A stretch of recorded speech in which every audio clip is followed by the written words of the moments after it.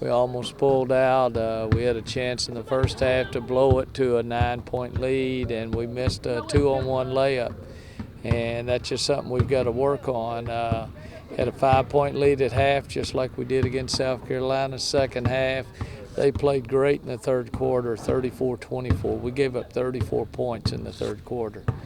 But in the Courtney Walker was as good as Courtney Walker's ever been. She had 7 rebounds, 6 steals, 2 assists, only 1 turnover. She was the only thing we had going from the outside in the ball game because Chelsea Jennings fouled out, and we really could have used her in the second half. But hey, Florida is playing very well.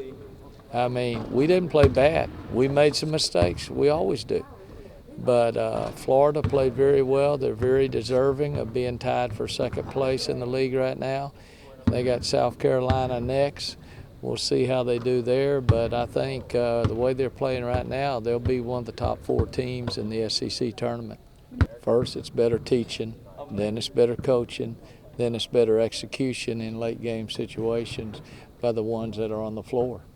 And the ones that have to sub in know the game, be able to play the game when their opportunity comes. We've just had 5 straight games go down to the last possession or to the last 2 possessions in the last minute. And over the course of the year, we were 2-0 in overtimes. And now what we've got to do is figure out how to get that winning formula again. The best way to get it is at home on Sunday, playing against 8-time national champion Tennessee. So that's our Super Bowl. This team reminds me very much of their 1997 team, where they had 8 or 9 losses at this point of the season. They ended up with 10 losses and went ahead and won the national championship. So you can never count Tennessee out. And they're well coached. They've got about 7 McDonald's All-Americans. Mercedes Russell, 6'6", and Diamond DeShields, who was Player of the Year. Both those 2 kids were Player of the Years coming out of high school. And that's just only 2 of them. Cooper, their point guard, is a freshman. Middleton's a great 3-point shooter.